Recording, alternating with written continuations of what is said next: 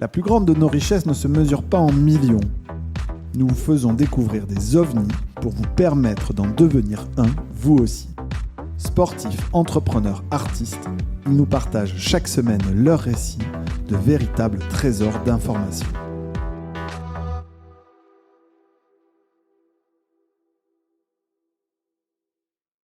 Et nous y voilà. Salut Marc, ça va ? Bonjour. Ouais, tu viens en direct de Toulouse, là, t'es arrivé fraîchement, là ? Fraîchement. Ouais. En TGV. En TGV, c'est bien. C'est courageux de Toulouse en TGV. Puis c'est pas la pratique. Je veux dire, à Toulouse, on vient en avion, quoi. Tu vois, il y a un... De ce que je comprends, je connais mal la ville, mais il y a un bon gros lobby de... Il y a deux teams. Il y a la team avion, la team train. La team train, voilà, c'est plus long, mais on arrive dans le centre, ça permet de travailler. D'accord. La team avion. Maintenant, il y a la ligne 14. C'est vrai que l'avion a repris du poil de la bête. Ouais. C'est vrai. Combien, train versus avion, tu gagnes combien de temps Enfin, l'avion, c'est une heure, même pas. Ouais, enfin, c'est une heure, mais t'arrives à Orly. Il faut arriver à l'aéroport de Toulouse. La différence avant, c'était 50 minutes. Avec la ligne 14, on est plutôt maintenant sur 1h15, 1h20. Ok. Donc, oui. Bon, l'aller-retour dans la journée, c'est un peu dur, mais sinon, quand on reste dans le train, ouais. Voilà. Par contre, on est confort, on se pose. Trop bien. Alors là, le lien avec la région, il n'est pas anodin, hein, parce que dans ta nouvelle vie, peut-être dans ton ancienne d'ailleurs, tu vas m'expliquer, hein, mais quand tu as fondé Brico Privé, mais il est que quand même tu restes très implanté dans tes business ou dans les fonds actuellement en région. Oui. Pourquoi ? Alors d'abord parce que c'était une volonté que moi j'avais après Brico Privé. Brico Privé, c'est pas du tout une aventure régionale, même si on a créé Brico Privé à Toulouse, on opérait de façon nationale et puis même internationale, parce qu'on était en Espagne, au Portugal, en Italie. Moi, j'avais le souhait après Brico Privé, au contraire, d'essayer de faire quelque chose un peu, on va pas dire le contre-pied, mais un peu différent de ce que j'avais pu faire, donc avoir une expérience vraiment régionale, donc sud-ouest, et puis y compris de m'intéresser à des entreprises qui étaient très différentes de ce que j'avais pu faire dans les 10 années de Brico Privé, de la tech, de la French Tech, et donc plutôt la PME classique, on va dire, mais sur lequel il y a des très belles histoires à construire. Il se trouve que j'ai rencontré des gens un peu par hasard, mais je les ai rencontrés, donc le fonds Ressources à Lille, qui existait déjà, une société de gestion qui existait déjà, qui avait depuis quasiment 10 ans lancé différents fonds régionaux très particuliers, des fonds d'entrepreneurs avec un écosystème et avec la volonté d'accompagner un territoire par des entrepreneurs qui sont aussi présents sur ce territoire. Okay. Et ils avaient la volonté de se développer sur d'autres régions, sauf qu'ils pouvaient pas le faire eux, puisqu'en fait, il fallait quand même incarner ça. Et donc voilà, on s'est rencontrés. J'ai rencontré 2 autres personnes qu'ils avaient déjà rencontrées, qui sont Alex et Paul, mes associés actuels. Et voilà, on a décidé de partir sur une aventure, mais effectivement, qui est une aventure de développement régional. Alors, je dois vraiment poncer ça en large et en travers, parce que j'ai 1 million de questions là-dessus. Mais avant, si je prends un tout petit peu de recul, Marc, toi, aujourd'hui, tu te présentes comment ? T'es un entrepreneur ou t'es un investisseur ? Non, je suis résolument un entrepreneur. D'abord parce que je pense que quand on a, moi j'ai toujours, de toute façon quand j'ai commencé, j'ai eu d'abord une carrière plutôt dans les grands groupes. Hein. J'ai commencé chez Procter & Gamble et je me suis toujours défini comme un intrapreneur jusqu'à temps que je fasse un peu le pas, on va dire, que je devienne un entrepreneur. Et on les regarde toujours un peu avec condescendance, l'intrapreneur. Oui.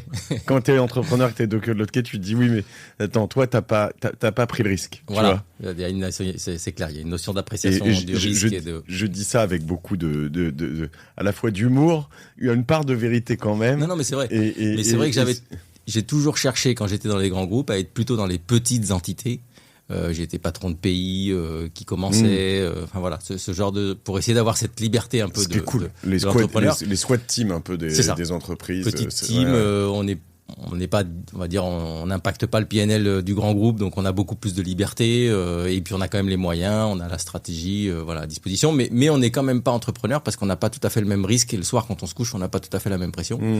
Donc non, moi je pense que je suis entrepreneur dans l'âme et d'ailleurs, de toute façon, Ressources, c'est une histoire d'entrepreneur parce que on n'est pas salarié d'un fonds, hein. On crée notre propre structure, c'est une vraie entreprise en tant que telle, sauf que notre métier c'est d'investir. Notre corps, mais ça reste une aventure entrepreneuriale et en plus particulièrement c'est que dans ce fonds, moi j'occupe le poste de développeur et pas celui de directeur d'investissement, ce qui est aussi particulier. Donc moi, ma relation, c'est de rencontrer tous les chefs d'entreprise de la région pour qu'ils deviennent souscripteurs déjà du fonds, parce qu'on lève des fonds, et puis de faire tout le lien avec l'écosystème entrepreneurial et justement d'avoir un tandem avec un directeur d'investissement qui lui est plutôt un investisseur. C'est ce que j'ai découvert moi avec OVNI, en vrai, dont tu es souscripteur d'ailleurs, faut le préciser, mais avec Arnaud, avec Augustin, c'est que en fait un fonds quand tu le crées, en fait t'es entrepreneur. C'est une aventure entrepreneuriale. Il faut l'avoir un peu créé pour le comprendre. Bien sûr. Parce que quand t'es toi-même entrepreneur, tu vois les fonds en te disant bon, c'est des investisseurs, ils ont pas tant de skin in the game. En fait, t'as quand même des fournisseurs entre guillemets, tu faut aller chercher de l'argent, qui sont tes clients en même temps. Faut leur rendre des choses, faut être fort avec les boîtes que tu suis. Enfin, il y a vraiment. Ah non, mais c'est une vraie histoire entrepreneuriale. Au début, on écrit un pitch, un positionnement, une stratégie, on rencontre des gens, on convainc, on est vraiment. Non, on lance une entreprise, de A à Z, exactement comme quand nous on a lancé Brico Privé ou quand avant on avait déjà eu une autre aventure entrepreneuriale avec Julien. Donc pour moi c'est une vraie aventure entrepreneuriale. Mais pour rester dans cette thématique, qu'est-ce qui t'a toi le plus surpris ou changé en passant de Brico Privé pleine bourre à un fonds d'investissement aujourd'hui, un gérant de fonds? Bon, alors déjà, c'est effectivement, c'est quand même des métiers très différents. Le rythme, dans le brico privé, on est, dans le web, ça s'arrête jamais. Ouais. On est 24 heures sur 24, 7 jours sur 7, 365 jours par an. On a les applis sur le téléphone, on regarde le site, le trafic, ça tombe, ça marche. Limite dans le bricolage, même le mois d'août, c'est pas calme, quoi. Non, c'est jamais calme. Et puis c'est toujours pareil, c'est que quand c'est censé être calme, il y a le truc qui fait que ça l'est pas, et voilà. Donc il y a un rythme qui est assez effréné, et on est quand même beaucoup finalement sur le court terme. On est très pris par le quotidien, par les opérations. En plus, moi, avec Julien, on avait des rôles relativement bien répartis. Et moi, je m'occupais des opérations, donc service client, logistique. Voilà. Donc là, c'est de 7h le matin à 20h le soir. On est pris par le. Quand il y avait une merde, c'était pour toi, quoi. C'était voilà. Et le fond, c'est quelque chose, c'est l'inverse. On est dans le temps long. On est du capital patient. Nous, on s'intéresse aux PME. On a une vision de la croissance, voilà. Donc là, on est très très différent en termes de rythme. Ça veut pas dire que notre journée, on s'ennuie, on n'est pas en train de bailler aux corniennes, mais voilà, ça c'est quelque chose de très différent. Ce que j'ai découvert aussi quand même, c'est que c'est moins, quand on le regarde un peu de l'extérieur, on a l'impression que c'est quand même assez scientifique. C'est-à-dire assez, on va analyser les chiffres, on va regarder les bilans, un truc, et puis finalement tout le monde a la même conviction. Non, en fait, on discute avec l'équipe de gestion et finalement on est obligé de se forger une conviction, et cette conviction elle est quand même portée beaucoup par le dirigeant qu'on rencontre. Y compris sur de la PME.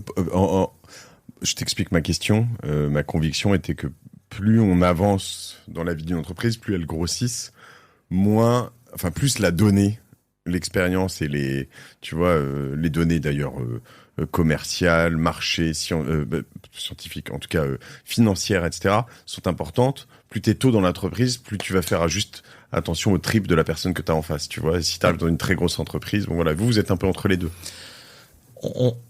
Le dirigeant, c'est 80% de notre décision. Ok. On est un fonds de capital développement, on fait pas de capital risque, donc on fait des sociétés qui sont établies, qui gagnent de l'argent. Pardon, juste pour comprendre exactement avant que tu continues, la taille type de la société, chiffre d'affaires, EBITDA, croissance recherchée, je sais pas. Nous, on fait des sociétés qui tournent autour de 10-15 millions d'euros de chiffre d'affaires, ça peut aller de 5 à 20 millions, mais vraiment, ça ressemble à ça. Des boîtes qui sont rentables, pour pas dire très rentables souvent, qui font de l'ordre de 15% d'EBITDA. Ok, donc 10 millions d'euros de chiffre d'affaires, 1,5 million d'EBITDA, là t'es chez toi, t'aimes bien, avec une croissance à 2 chiffres, quoi. Ouais, peut-être pas forcément, mais parce qu'on est sur de la PME et que c'est pas toujours facile d'aller chercher de la croissance à 2 chiffres, mais on va être sur de la croissance soutenue. Oui. On va être sur la croissance soutenue et on va aller chercher de la croissance à 2 chiffres par des build-up, par ce genre de thématique. Mais on est quand même sur de la PME résiliente.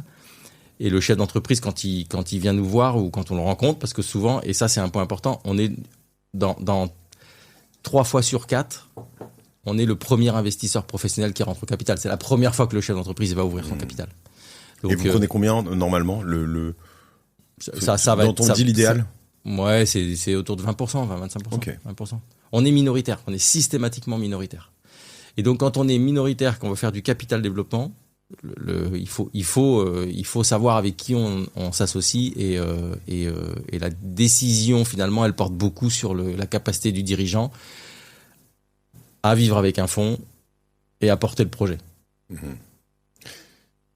Si je mets ma casquette d'entrepreneur, je me dis, c'est cool, attends, 25%. Alors, c'est pas du cash out, hein, généralement, vous le Si, d'accord, si. On est assez ouvert, au contraire, on est un fonds d'entrepreneurs. Ça aussi, c'est une vraie différence. C'est-à-dire que la plupart des fonds d'investissement aujourd'hui je parle en capital développement, parce qu'en venture, justement, c'est un peu différent, mais, OVNI est un fonds d'entrepreneurs. Nous, on est un fonds d'entrepreneurs. 80% de l'argent qu'on déploie aujourd'hui nous a été confié par des chefs d'entreprise.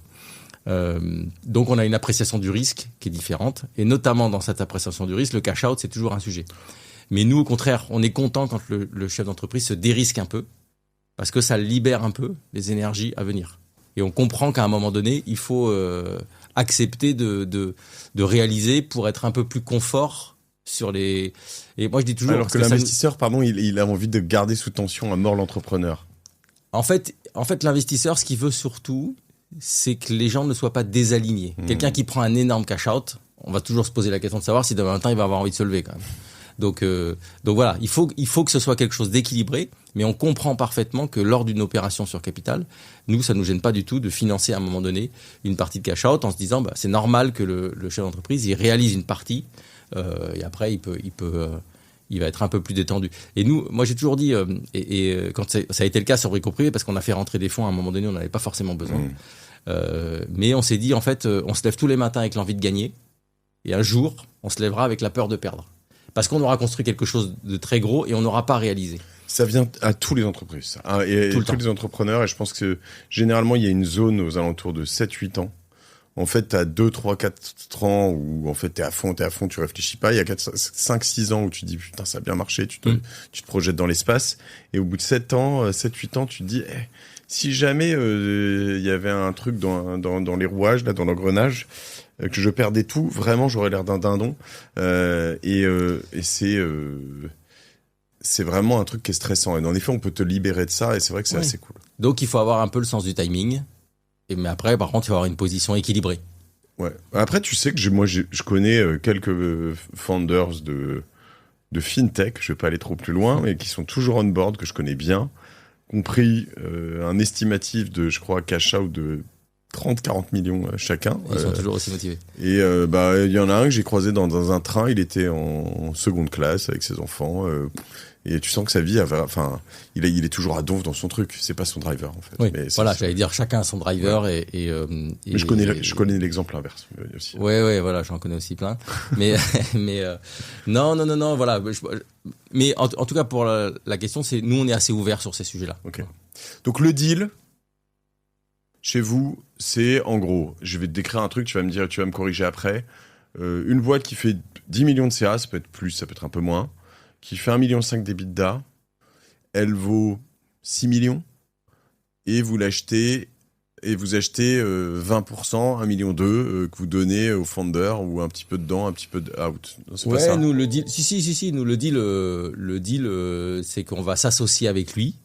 On est minoritaire, donc et nous, ce qu'on souhaite, et on regarde des dossiers dans lesquels on sait qu'on va apporter plus que de l'argent.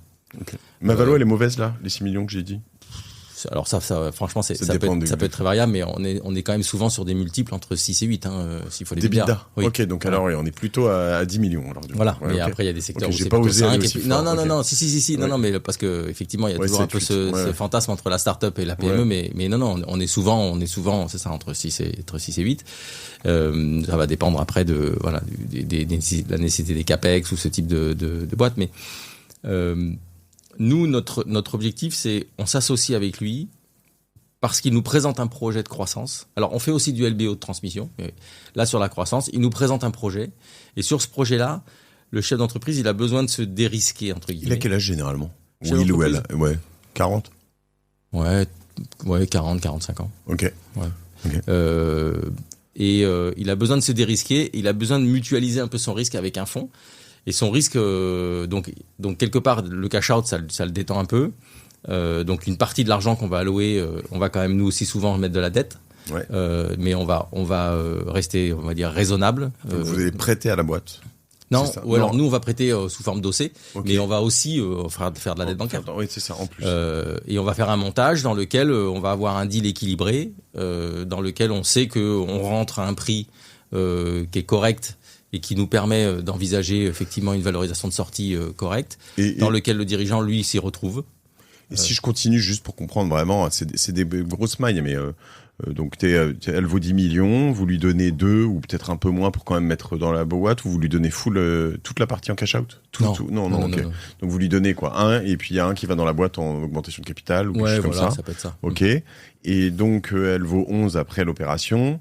Et là, vous avez un objectif de rester combien de temps pour la revendre combien, en gros, quoi? Nous, on rentre sur un projet, donc on va s'inscrire dans ce projet. Ce projet, généralement, dans la logique, il dure, on est là pour 5 ans. Ok. 5-6 ans. Des fois, ça va être un peu plus rapide, des fois, ça va être un peu plus long. Mais de toute façon, il n'y a pas un projet qu'on arrive à déployer correctement en moins de 3 ans, on va dire. Après, il faut qu'il donne ce projet, il faut qu'il donne le rendement qu'on attend. Pour pouvoir envisager une sortie. La sortie, c'est quelque chose qui est aussi souvent envisagé avec le dirigeant au début. On sait à peu près la trajectoire. Il y a des dirigeants qui nous disent, moi, je veux vous m'accompagner pour les 5 prochaines années. J'ai envie de faire de la croissance externe. Voilà ma trajectoire. Je veux aller à l'international. Je veux sortir de ma zone. Mais dans 5 ans, je vends.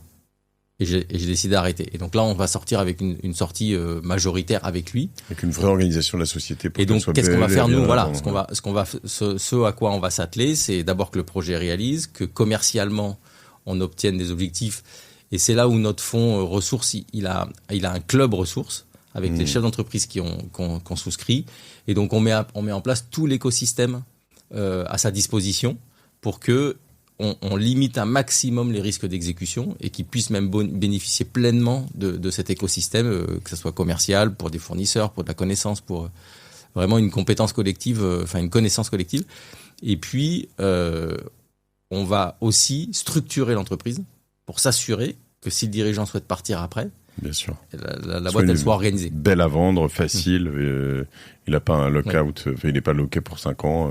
Ok, super intéressant. C'est vrai que c'est très différent. Alors je vais te poser quelques questions sur les objectifs aussi, de multiples et de choses comme ça, parce que dans les marchés que je connais moi et les invests, moi je suis toujours très early stage, quoi. Je veux dire, pour moi, le late stage, c'est la série A, tu vois. Et donc, du coup, en effet, il y a toujours beaucoup de casse. Donc maintenant, moi, tu vois, quand je vois quelqu'un qui gueule dans une cap table parce qu'une entreprise se plante, je lui dis, mais t'as rien compris, chérie. Non, mais ça fait partie des maths. Exactement. Et vous, j'imagine qu'en revanche, ça, c'est rare. Oui. Alors, notre objectif, ça sera rare. Si on prend l'historique des fonds ressources à Lille, il n'y a jamais eu de casse. Sur combien de deals? Sur 35, 40 deals. Alors, il y a des fois, il y en a qui se passent moins bien, mais il y a vraiment jamais eu vraiment de casse. Nous, la moyenne du private equity, le rendement, si on parle TRI, rendement moyen du private equity en France, c'est 12 ou c'est quasiment 13%. Okay. Nous, on vise plutôt du 15. Et ça, c'est ce qu'on appelle net de frais, de tout ce qui peut venir gréver un peu le TRI. Donc, ça veut dire qu'on va chercher des multiples de 3, si on est un peu schématique, hein. Mais quand on regarde les performances du modèle, c'est-à-dire un fonds d'entrepreneurs ancré avec des souscripteurs entrepreneurs, un écosystème qui participe, qui supporte vraiment les boîtes, on voit qu'en fait, comment est-ce qu'on construit la croissance? Il n'y a pas de magie financière, en fait. On construit la croissance avec des boîtes qui font x2 en chiffre d'affaires, qui maintiennent leur niveau de rentabilité et qui, parce qu'on les a structurées, on les a aidées à se structurer, font que si elles se sont vendues au début sur un multiple de 6 fois l'EBITDA, on va arriver à les vendre à un multiple de 7 ou 8 fois l'EBITDA. Voilà. Donc c'est un vrai travail d'aide, de structuration du business. Et c'est assez fou parce que derrière, tu as des gens potentiellement qui rentrent, qui te l'achètent à 7-8 fois l'EBITDA et qui, eux, vont rentrer sur un play encore plus gros sur lequel ils vont sur des boîtes qui vont à un moment faire du build-up et faire du 20-30 millions d'EBITDA. Et là, en fait, le multiple va passer à 15 ou 20 parce qu'en fait, ils sont dans Et c'est assez marrant ces couches. C'est intéressant et c'est vrai que je me pose toujours la question du qu'est-ce qu'est la recette. Alors il y en a plusieurs j'imagine, mais qui fait que il y a peut-être des points communs que tu vois dans toutes ces boîtes. Je vais te dire une connerie, mais est-ce que c'est la digitalisation ou l'internationalisation, t'en as parlé tout à l'heure? Qu'est-ce qui fait que tu vas les aider à grossir? Est-ce qu'il y a quand même un truc qui revient assez souvent ou c'est toujours très varié? C'est quand même assez varié. C'est d'ailleurs pour ça que je trouve que ce métier est très riche. C'est que c'est un métier qui est très varié et on rencontre vraiment beaucoup d'entreprises et de chefs d'entreprise avec des profils très différents. Il y a quand même, je pense, un dénominateur commun, c'est le chef d'entreprise. C'est-à-dire sa capacité. Nous, ce qu'on va toujours rechercher, c'est quelqu'un qui a un peu une vision stratégique, mais qui a aussi une vraie capacité à déployer. Parce que la vision stratégique, c'est bien, mais si derrière, on n'arrive pas à concrétiser.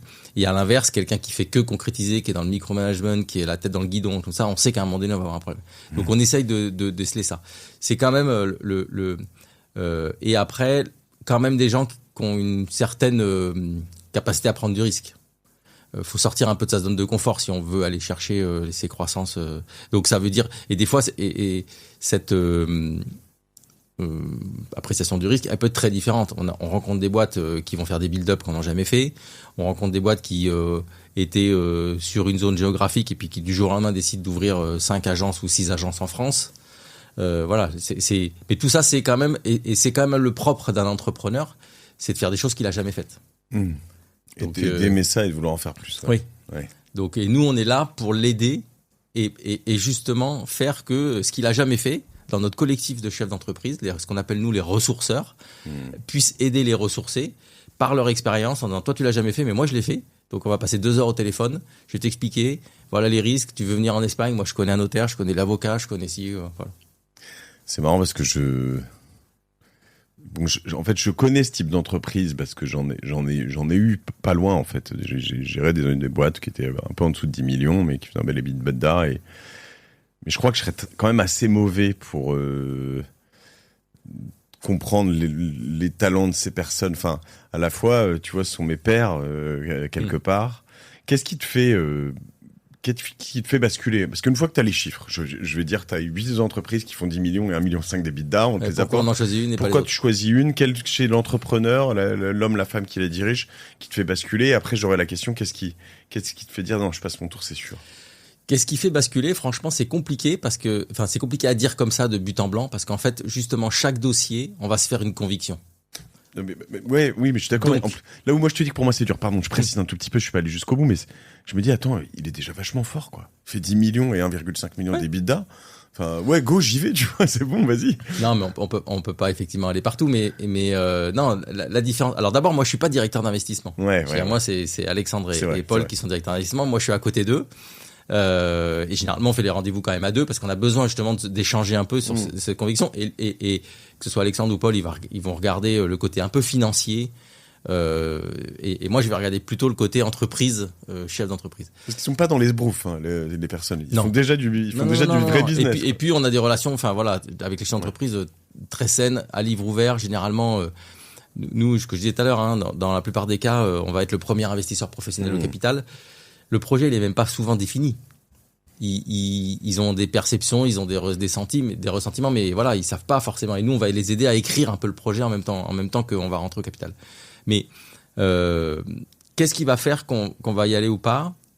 Franchement, la qualité du dirigeant, c'est-à-dire quand on dit la qualité du dirigeant, c'est sa capacité aussi à... Nous, on va beaucoup regarder sa capacité à écouter et à vivre à côté de nous, avec nous. Parce que s'il fait rentrer un actionnaire, il faut qu'il quelque part il respecte cet actionnaire. Mais nous, on est minoritaire, donc en fait, on n'a pas du tout vocation à diriger l'entreprise. En revanche, on a un certain nombre de choses sur lesquelles on peut partager avec lui et lui apporter. Donc, et ça, on va vite le sentir s'il a envie ou pas. Parce que après, il y a des gens qui nous disent on a envie. Bon, en fait, ils ont surtout envie de l'argent, mais pas forcément d'avoir leur actionnaire à côté. Donc là, c'est d'autres modèles qu'il faut aller chercher. Mais surtout quand tu es minoritaire comme ça, moi, là, je mets ma casquette investisseur, tu tu t'exposes un peu, tu demandes quand même un minimum de droits et de choses comme ça, parce qu'il faut pas que ton associé puisse faire n'importe quoi avec ses 70, 74, 80. Non, bien sûr, on va avoir des pactes avec un certain nombre de droits, mais c'est quand même très léger. C'est quand même très léger. Le dirigeant, il reste maître à bord. Hein. Et c'est son projet. Et nous, on vient soutenir son projet. Donc ça, c'est le deuxième point. C'est en fait, qu'est-ce qui va faire qu'on va acheter le projet ou pas.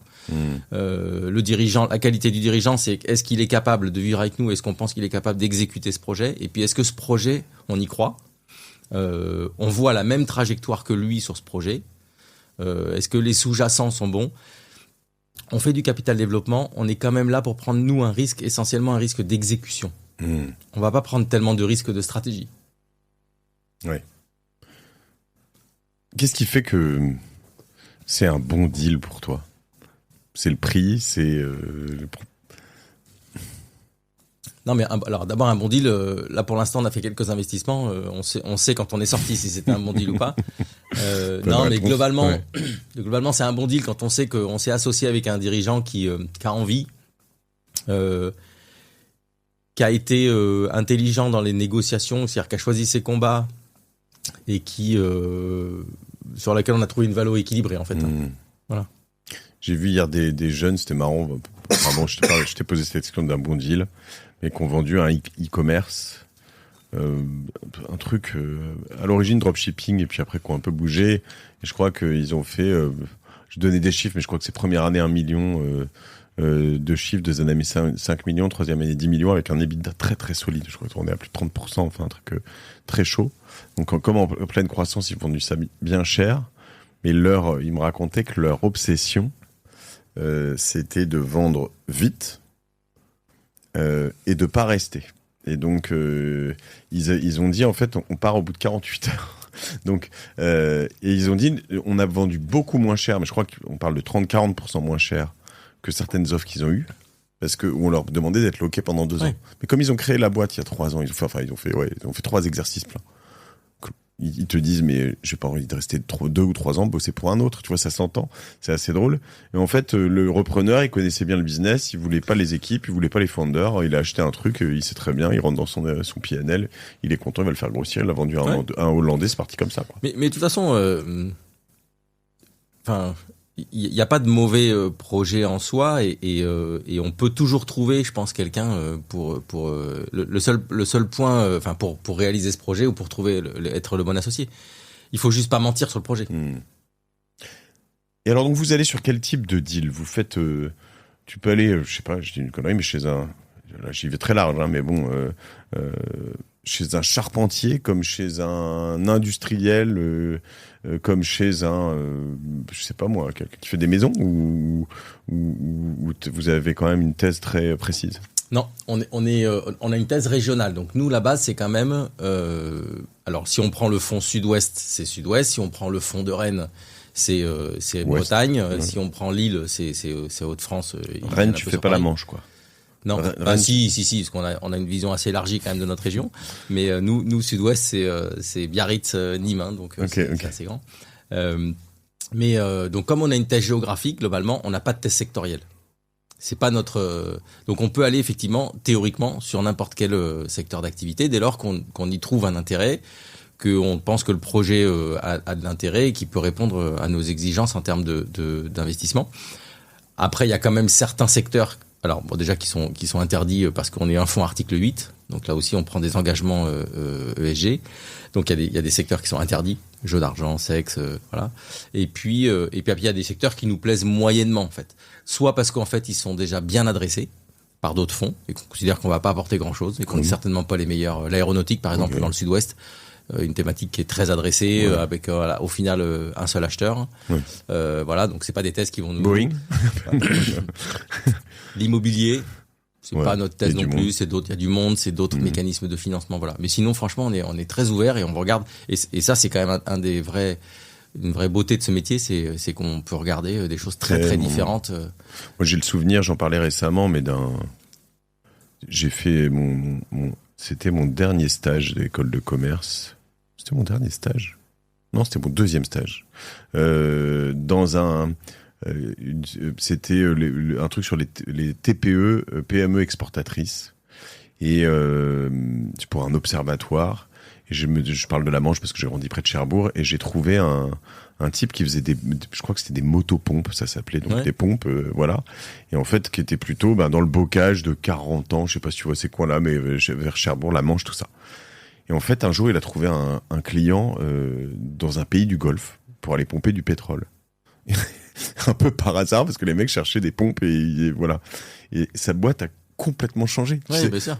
Et tu dis, mais il y a des trajectoires pour des boîtes qui sont tellement inattendues, quoi. Mais moi, alors ça c'est tout à l'heure tu me posais la question de savoir qu'est-ce que j'ai découvert dans le métier par rapport au métier du web, Brico Privé.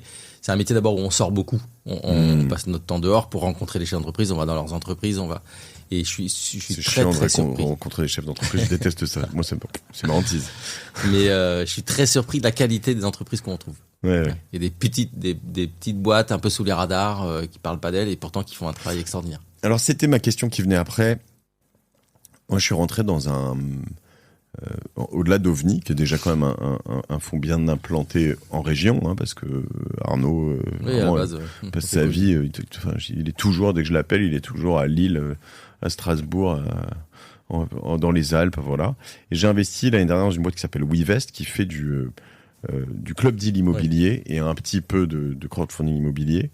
Et ils sont basés à Annecy. Et c'est vraiment une des raisons pour lesquelles je suis rentré dans WeVest, c'est qu'ils n'étaient pas basés en région parisienne. Parce qu'en fait, il y a plein de bons deals qui sont beaucoup moins disputés que ce qu'on a ici à Paris. En fait, ici, tu en as des opérateurs de crowdfunding et puis même des promoteurs et des marchands de biens, tu en as tellement que t'as plus de hasard, il n'y a plus d'accident possible. En plus, avec les données possibles qui arrivent, soit vraiment, les gens se sont foirés sur la vente, mais voilà. Et eux, ils ont des trucs super chouettes. Qu'est-ce que t'as quand est-ce que c'est une des raisons pour lesquelles vous avez fait ça, ressources, la région, et qu'est-ce qu'on a comme surprise, comme bonne ou mauvaise d'ailleurs? Est-ce qu'il y a des endroits où c'est moins bien? Moi, là où c'est moins bien, par exemple, sur WeVest, c'est que c'est quand même souvent moins gros. C'est-à-dire que le deal moyen, en IMO, c'est moins gros qu'à Paris. À Paris, t'as des deals à 80 millions, tu vois. Enfin, là, tu trouveras pas ça à Annecy. Oui, mais est-ce que c'est moins bien? C'est une bonne question. C'est plus de travail, c'est généralement moins de rendement. Oui. Alors voilà.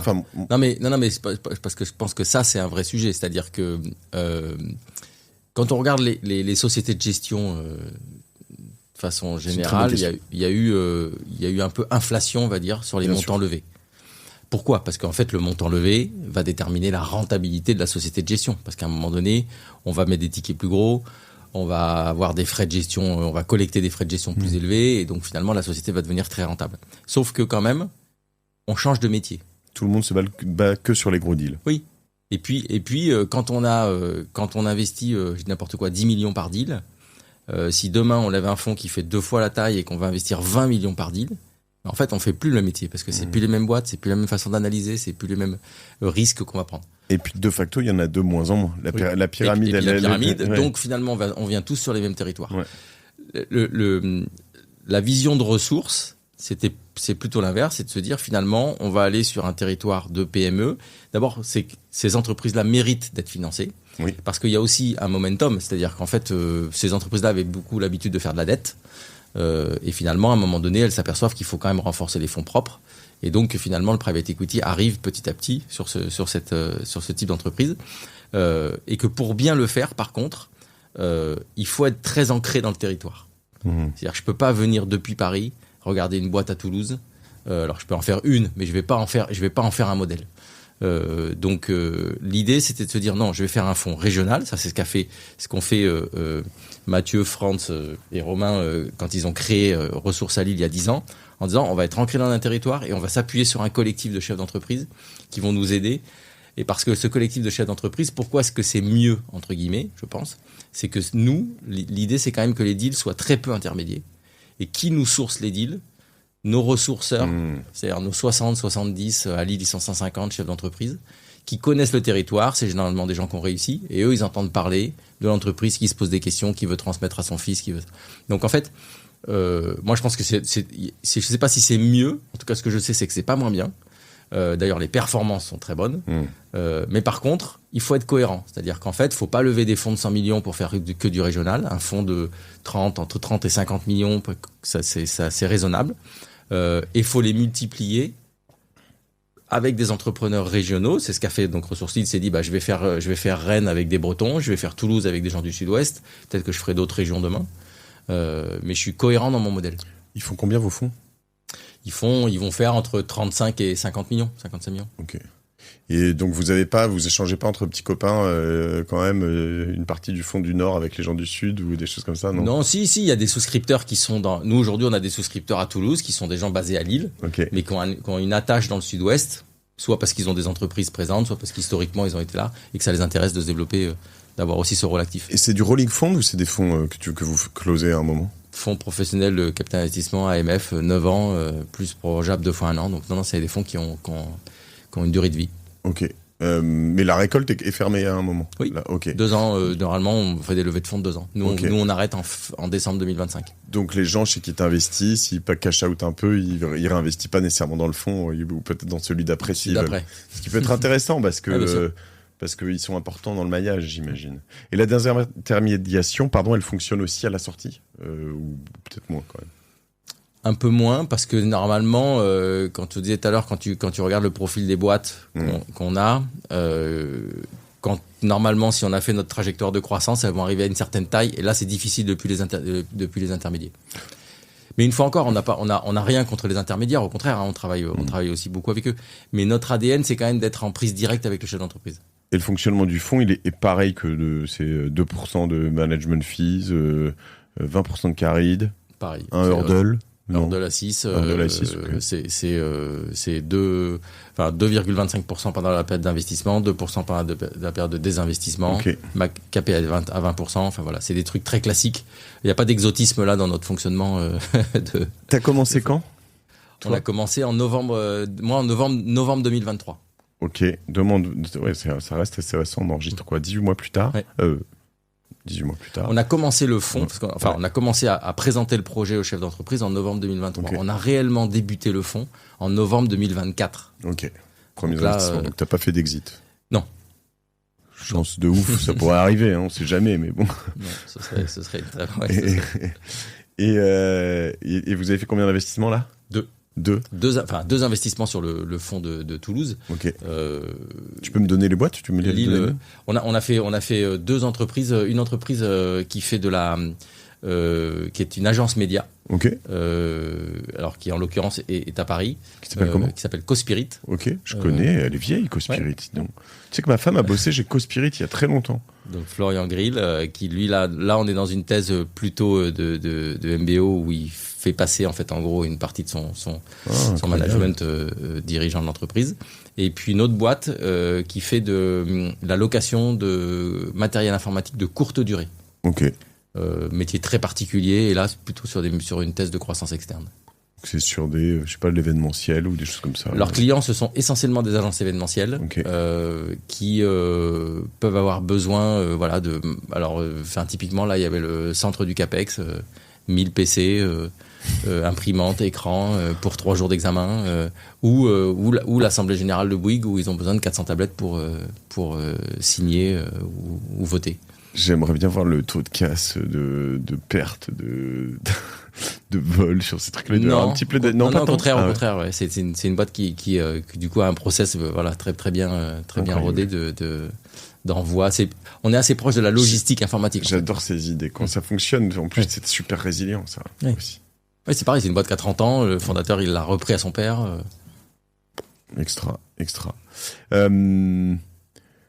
Comment tu te situes, toi, par rapport à la prise de risque ? Si je te mets sur une échelle de 1 à 10 dans... Je vais mettre à 7. 7. Ouais. Okay. Je prends des risques, mais je suis pas non plus kamikaze. Pas de tête brûlée. Non, pas du tout.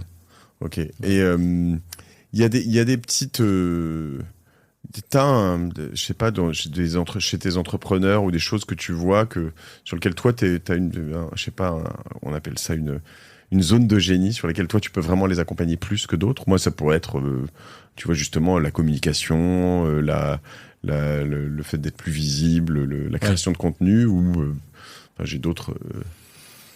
Non, moi je pense que là où je suis assez bien, parce que c'est ce que j'ai fait et ce que j'ai toujours fait, c'est sur la capacité à formaliser une vision et à la décliner en un plan d'action concret.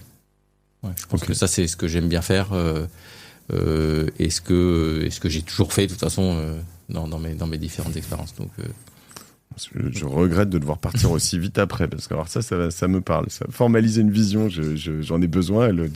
Ça, c'est vraiment pas le truc où je suis très fort. En plus, c'est vraiment notre métier en termes de capital développement. Je pense que c'est arriver à écrire une trajectoire de croissance, la formaliser en priorisant, en se disant voilà, ce qui est important, c'est ça, pas se défocuser et de s'y tenir après. Je pense que c'est la clé. C'est hyper intéressant. C'est marrant, c'est un peu un truc de consultant, ça, non? Enfin, je dirais.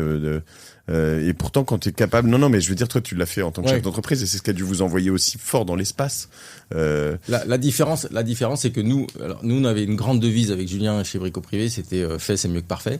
Ouais, et ça a toujours été. Bon, y a beaucoup de gens l'ont. Done is better than perfect. Voilà. On l'ont refait, mais c'est quand même quelque chose. Et ça, tu disais tout à l'heure, qu'est-ce qu'on cherche chez un dirigeant? Cette capacité à faire et à prendre des décisions. C'est vrai que... alors c'est très bizarre parce que je sais pas si t'es déjà arrivé à ce truc-là, c'est mes réflexions, je suis obligé de saisir la perche, mais du moment fait c'est mieux que parfait, ou go fast and break things, va vite et casse des choses, c'était un peu les devises de Facebook au tout début.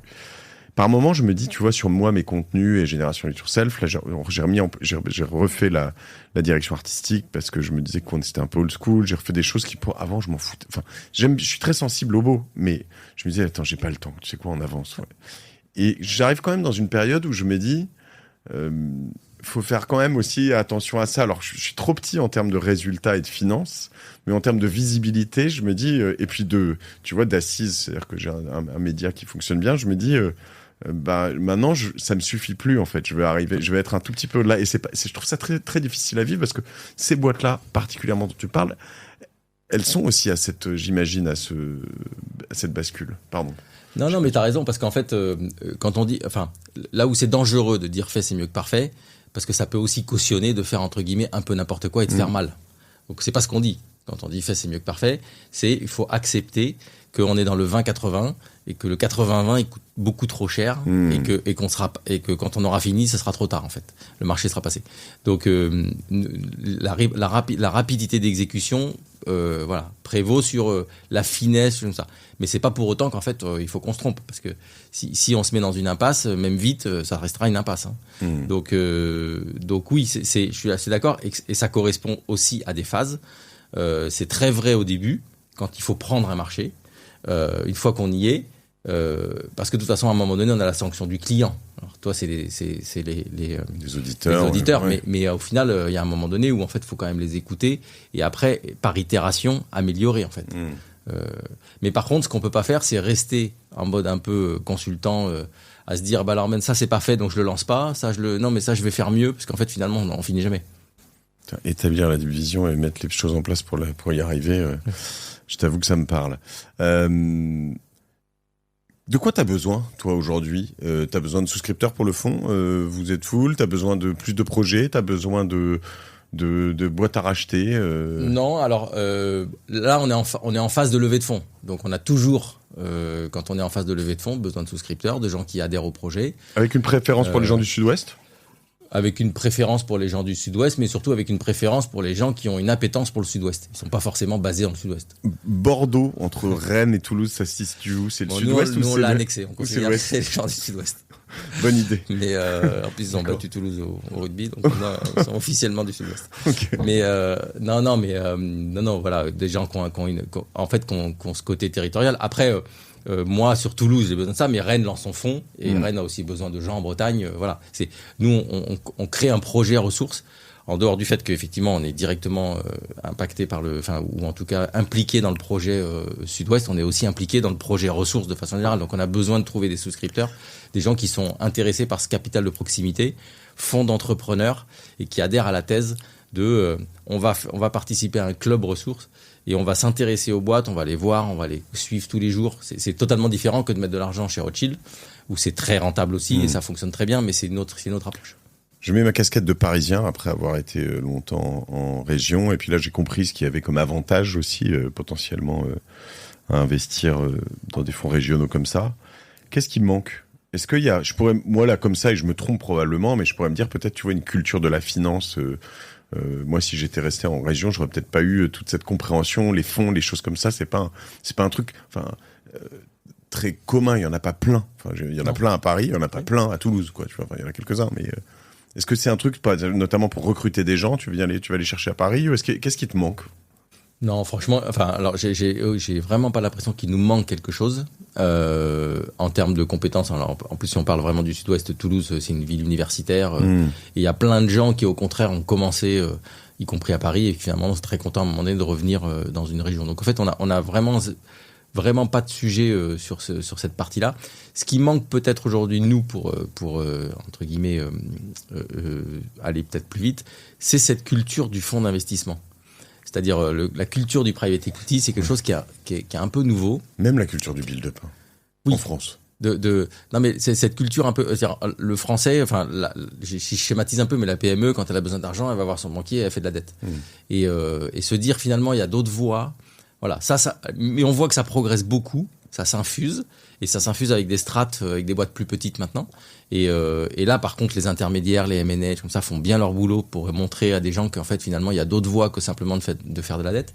Mais c'est vrai que là, on sent qu'il y a quand même une petite différence selon les régions, et notamment alors Paris évidemment, mais y compris par exemple quand on va dans la région Nord, nous on a eu l'occasion de participer au club ressources avec les souscripteurs ressources. Il y a une tradition capitalistique de grands capitaines d'industrie, tout ça, qui ont déjà infusé un peu ça. Ce qui est moins vrai dans le Sud-Ouest. C'est vrai. Ça, dans le Nord, ils ont ça. En Bretagne, il y a un peu ça. Et en Bretagne, il y a aussi ça. Ouais. Moi, je suis breton, donc je vais pas te... En Normandie, c'est pas vrai. T'as pas du tout ça, d'ailleurs. Je le regrette, mais je trouve qu'il y a des régions, en Corse, pas tant. T'as 2-3 grosses boîtes. Mais... Ça, on le voit, mais d'un autre côté, ça nous laisse aussi un terrain de jeu beaucoup plus vierge pour se développer. Combien ticket minimum pour rentrer ? 200 000 euros. 200 000 Si on vient de ma part 200 000 Merde. Non, c'est 200 000 euros. C'est un ticket, voilà, qui est pas neutre. Faut quand même que ce soit des gens qui. Je sens que c'est mieux mobilisé 9 ans, comme tu disais. Alors non, en fait, oui. Alors, le fonds dure 9 ans, mais en fait, l'argent va être mobilisé le temps de l'investissement dans l'entreprise. On fait des appels de fonds. Donc, il y a la réciproque. 20 000 euros par an. Pardon, non, plutôt 40. Non, c'est entre 40 et 50 000 euros par an. Et l'argent va être mobilisé le temps du projet, puisque si on investit dans une entreprise, on va rester 5-6 ans. Donc, l'argent va être mobilisé 5-6 ans. Ok.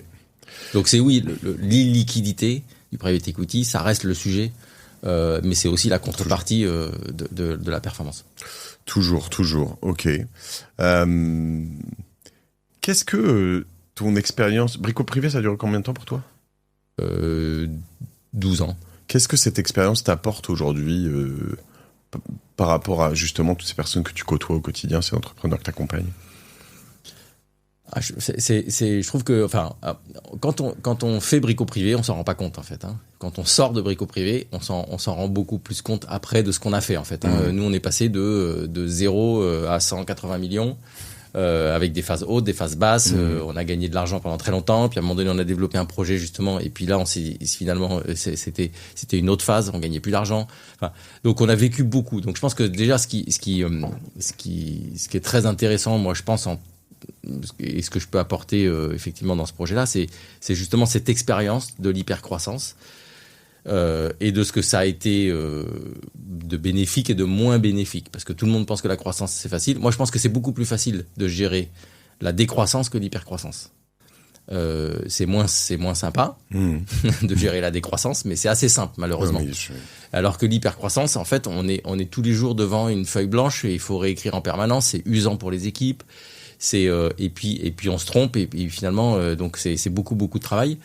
Donc ça, je pense que voilà, ça ce que je peux apporter aujourd'hui, c'est cette expérience, et puis avec le recul de qu'est-ce qui était vraiment des choses qui étaient des piliers de la réussite, et puis d'autres choses qu'on pensait être, et puis finalement avaient finalement beaucoup moins d'importance que prévu. Ouais, et puis l'hypercroissance telle que tu l'as décrit, ce que je veux dire, c'est que moi, j'ai vécu en effet des boîtes comme tes entrepreneurs doivent vivre. J'ai trouvé ça tellement épuisant. C'est-à-dire que, oui, en effet, on faisait tu vois, les premières années, tu fais du plus 100%, plus 50%, plus 30%, plus, Ouais. tu restes, tu vois, quand tu fais du plus, pendant longtemps, on est à plus 50, tu vois. Tu recrutes beaucoup de monde, tu te trompes, tu changes, t'as plein de clients, ça change, tu rechanges de bureau. Enfin, ça s'arrête pas. C'est pas. ça. Mais ça reste petit par rapport à la vraie hyper-croissance de la start-up, quoi.